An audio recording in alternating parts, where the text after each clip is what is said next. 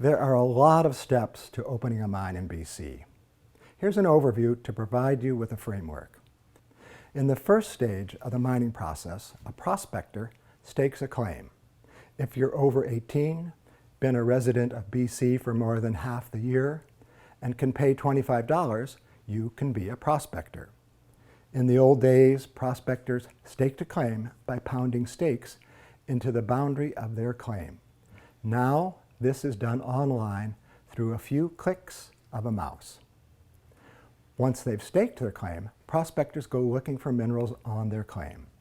If they find something that suggests there might be a viable mineral deposit, it's called a showing. Prospectors who find a good showing will often sell their claim to a junior mining company. This junior exploration company tries to get a sense of the size and shape of the deposit and the grade or concentration of minerals in the deposit. This involves things like drilling cores and taking bulk samples that are sent to a lab for analysis. To do this kind of work, the exploration company needs a Notice of Work permit issued by the BC government. When the government receives a Notice of Work application, they forward it to the local First Nations and affected communities. If the exploration company finds a mineral deposit worth mining, a development company will consider the ore body information along with other factors and decide whether it's worth pursuing building a mine. If so, they can form a partnership with the exploration company or buy them out. The mining company has to weigh many concerns before finally deciding they want to build the mine. How valuable is the deposit? How much will it cost? Are there environmental concerns that might make it too expensive? Will the local people support the mine? And what is the market for their product? If they decide to go ahead, the next step is an environmental assessment.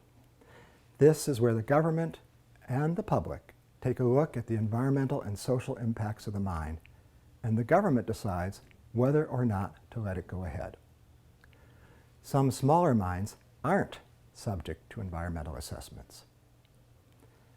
If the mine gets through the environmental assessment, the next thing the mining company needs is a mine permit. At this stage, the government again looks at the mine's plans, but this time concentrates on things like infrastructure and closure. Next, the mining company has to post a security, a sum of money to guarantee they will clean up the mine when they are finished. Increasingly, mining companies are combining the environmental assessment and permitting process into one. Once it has the permits, the mining company begins to build infrastructure like dams, roads, water treatment facilities, and eventually starts mining. Most mines operate for 20 to 30 years. Once the mine is finished, it closes, which is a big job. Buildings are dismantled, tailings storage areas are addressed, the open pit is fenced off, mine openings are blocked, and the area is revegetated. That's the mining cycle in a nutshell. In reality, it is a long, complicated process requiring on average 20 or more years.